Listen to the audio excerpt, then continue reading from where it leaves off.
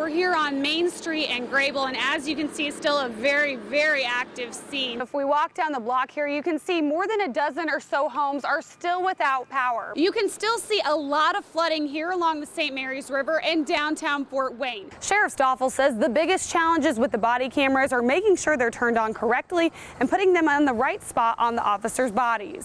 Thornhill is closed between Lima and Coliseum. We're standing in the front yard of this home on Gonzer Street, and it's hard to believe that less than 24 hours ago, a typical ranch-style house, stood here. That press conference just wrapped up in this room a few minutes ago. Here's what we can tell you so far. And I've got to tell you, the people we talked to are so genuinely excited and happy to be here, and we're more than happy to tell us why they think Dr. Carson should be our next president. If you're wondering who or what to blame the smell of your water on, we can tell you it has nothing to do with what goes on here at the city's water filtration plant. Instead, point your fingers to this. The snow and ice melting quickly into the river is our culprit. We've just stepped out of the courtroom and things are actually just wrapping up right now. We're just seeing everybody walk out for the day. And what we all know, the end result of this case is Haley Nellum's tragic death. Today's testimony is very much focused on the events leading up to the crash. We sat and watched the trial from beginning to end, and we can tell you it's been a very long and emotional 8 days inside the courtroom. The majority of voters here in Paulding County, around 70%, said no to issue 3 to legalize marijuana. The first day of school here at Forest Park Elementary is just about to get started. I'm going to step out of the way here just so you can get your daily dose of adorable. Some challenges are a lot harder than others. Some say the hardest part about this one is just walking and talking at the same time. The trial of a man accused of killing his mother-in-law started this morning, more than 2 years after the crime. Freddie Alcantar Jr. faces a murder charge in the stabbing death of 59-year-old Deborah Jones. News Channel 15's Sara Wagner is covering this case. She joins us live from downtown Fort Wayne with a recap of the trial so far. Sara. Day 1 of the trial started here at the Allen County Courthouse around 9:30 this morning, wrapped up about an hour ago for the day. It was a very intense day here at the courthouse. We saw more than 50 pictures and videos of the crime scene. As you can imagine, those were very, very graphic and incredibly difficult for the jury and those in the courtroom to watch. The lead crime scene technician, he did get his felony theft charges lessened to a misdemeanor. He only had to spend about 30 days in jail instead of a maximum of 5 years. Heather and Brett. Sarah, Deb Jones' daughter, Freddie's wife, Erica, also testified for about an hour and a half this morning. What did she have to say about her relationship with him? That's right. Erica Alcantar also testified today and said, well, the two are still legally married. She does plan on filing for divorce. She talks about how her and Freddie got into a fight the night before they found Deb. It certainly was a very complicated but informative afternoon of testimonies here at the courthouse. The forensic scientist who tested for DNA evidence in the case took the stand this afternoon for more than an hour to meticulously go through all of the samples. She walked the jury through more than a dozen results. It was a short but intense day here at the courthouse. The defense only called 3 witnesses to the stand and finished their case within an hour and a half. The prosecution called more than 20 witnesses over a 4-day period. Much like yesterday afternoon, the main focus of today dealt with the DNA evidence in this case. Then the prosecution brought in another witness to testify how the 2P method is widely used in labs across the country. Brett and Heather.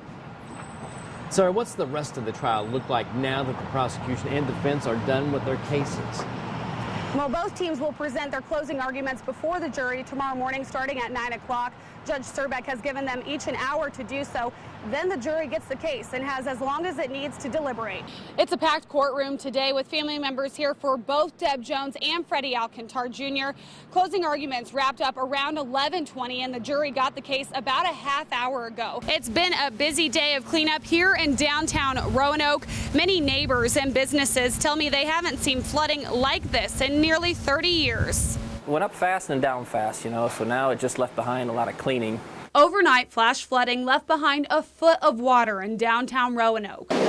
Today, businesses along Main Street are left cleaning up the muddy mess. We opened up in April, but yeah, got a little shock surprise, though, that Mother Nature wasn't so friendly to us. Instead of customers filling the street, power washers and cleaning companies are taking up the parking spots. Rex Ottinger started Rex's Barbershop in Roanoke 52 years ago. Just a plain old-fashioned barbershop. He says he hasn't seen this kind of flooding since 1989. At that time, we had water up to the mop board, and it was not that deep this time. While Rex is closed for business today, he says his shop has still been full. You wouldn't believe how many people have stopped in to try to help.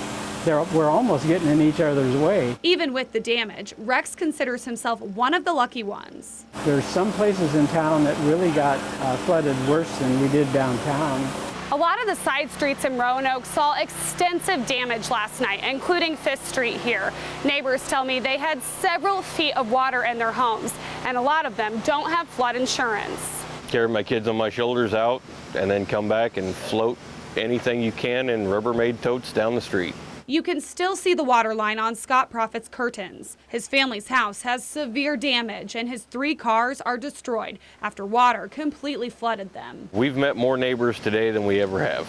Everybody's coming together today. Business owners tell me they just hope to have everything cleaned up and ready to go for several big events that will happen here in the next few weeks. Reporting in Roanoke, Sara Wagner, News Channel 15. Here in Van Wert County, it's really a mix of emotions when you talk to people about Governor John Kasich making a run for the White House. Today, we got to hear the good, the bad, and just the plain and different. Balliet's Coffee Shop is a Van Wert County staple. Great American food. Step inside and you'll find 15 options on the list of daily specials. We got roast beef, roast pork, meatloaf. But it's the 16th choice on another list. That's all the talk in this restaurant today. Two-time Ohio Governor John Kasich is now on the lengthy list of Republican candidates making a 2016 run. Some people, Republican for 67 years. say they're thrilled with the announcement. He's always been great in everything he's done. I think it'll be tricky, but I think he can come up with some great ideas. I like what I read about him. I do too, and I hope he brings good morals back to our country. While others have their reservations. He wouldn't be my top choice, but he would be among the top few. Some Ohioans simply unfazed by the news. We just quit voting. It just didn't seem like it mattered who you voted for. It all came out the same. The side dish of today's lunch, the sheer number of Republican candidates now running. I just think it's just, an awful lot. Too many candidates. There's probably going to be more. It's getting out of hand. I just don't understand why there's so many. We need a big choice between, a wide variety of different candidates. Regardless of their feelings towards the governor, people seem to agree on one thing. A Kasich run will help put their state more on the map. Ohio isn't known for much, so that'd be nice to get some recognition. The first debate is scheduled for August 6th on Fox. Only 10 of the 16 candidates will participate in that. Reporting in Van Wert County, Sara Wagner, News Channel 15.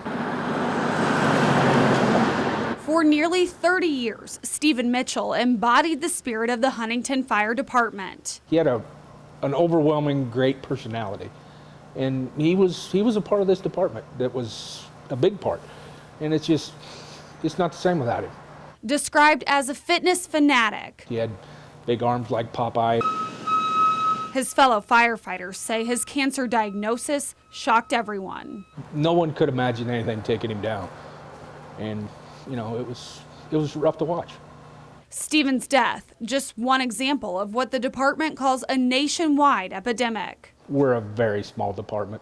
If it's affected us as hard as it has, it's affected everyone. A 2013 study from the CDC analyzed the health of 30,000 firefighters. It shows they are 2 times more likely to get cancers like mesothelioma than the rest of the population. The heart, the lung disease, and cancer, those are the 3 things that are really killing guys. Indiana lawmakers are taking notice of the problem and passed the presumptive disability law in July. It ensures firefighters who get sick or die from job exposure have the right health coverage. They don't want to just dump you. While the job will always be dangerous, the Huntington Fire Department hopes the law better protects those who protect us. No matter what the risk is, we're all going to do the job and just hope that we take the right precautions.